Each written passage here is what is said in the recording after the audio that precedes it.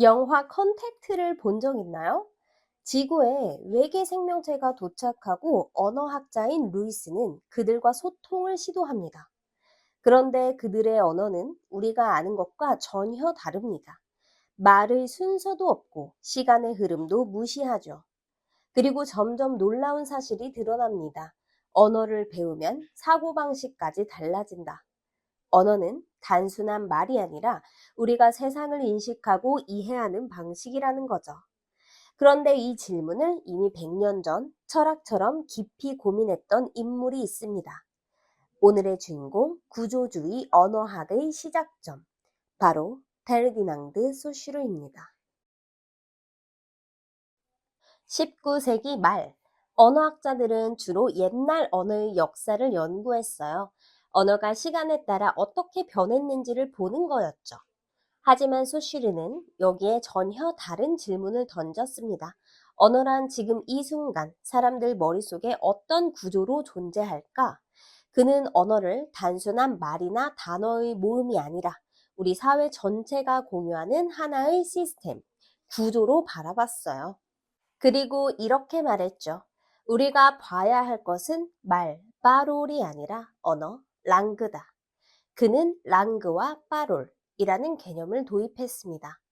빠롤은 우리가 일상에서 쓰는 실제 말, 랑그는 그 말을 가능하게 해주는 보이지 않는 규칙과 체계입니다. 예를 들어 축구 경기를 보면 선수가 공을 차는 건 빠롤. 하지만 오프사이드나 핸드볼 같은 규칙은 랑그입니다. 소슈르는 진짜 중요한 건 이 룰, 즉 랑그라고 말합니다.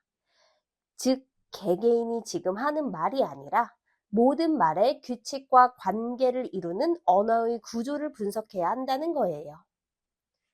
소슈르는 모든 언어 표현을 하나의 기호라고 봤어요. 모든 언어는 기표와 기의의 결합으로 이루어져 있다고 말했죠. 예를 들어 나무라는 단어를 떠올려 봅시다. 나무라는 소리는 기표, 머릿속에 떠오르는 나무 이미지는 기의입니다. 소슈르가 중요한 포인트로 삼은 건 이 둘의 관계는 전혀 자연스럽지 않다는 거예요. 예를 들어 우리는 개라고 하지만 영어에서는 dog, 스페인어에서는 perro라고 하죠. 왜 다를까요? 그건 그 언어 공동체가 그냥 그렇게 약속했기 때문입니다. 즉 언어는 자의적인 기호체계라는 거예요. 소슈르는 또 이렇게 말했어요. 개라는 단어는 개가 어떤 동물이라서 의미 있는 게 아니라 고양이, 소, 늑대와 다르기 때문에 의미가 생긴다. 즉 언어는 서로 다른 말들의 차이로 이루어진 하나의 네트워크라는 겁니다. 예를 들어 사전에서 단어를 찾으면 그 뜻이 또 다른 단어로 설명되죠.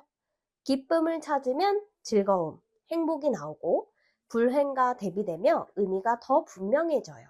이처럼 언어는 단어 하나하나가 고립된 게 아니라 차이와 관계의 구조 속에서 의미를 갖는 거예요. 하지만 소슈르의 이론은 이후 학자들에게 비판도 많이 받았어요. 언어가 그렇게 고정된 구조면 변화는 어떻게 설명하죠? 권력과 감정 같은 건 언어 바깥에 있나요? 그래서 미셸 포코, 자크 데리다 같은 학자들은 소슈르의 구조주의를 더 유동적이고 유연한 방향으로 해체하거나 확장했어요. 그럼에도 불구하고 구조주의 언어학의 토대는 여전히 소슈르가 닦아놓은 길 위에서 출발합니다.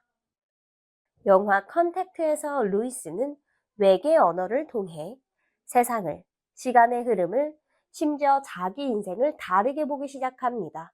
그건 단지 언어를 배운 것이 아니라 세계를 읽는 방식을 바꾼 것이죠. 소슈르는 말합니다.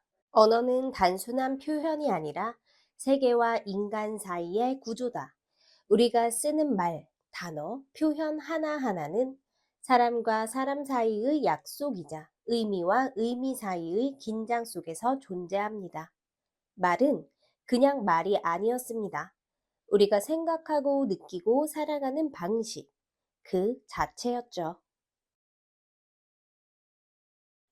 첫째, 소슈르는 언어를 역사적 변화가 아닌 구조적 체계로 바라봤습니다.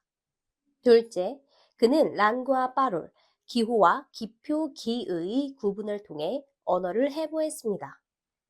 셋째, 의미는 고정된 게 아니라 차의의 관계망 속에서 생겨난다고 주장했습니다.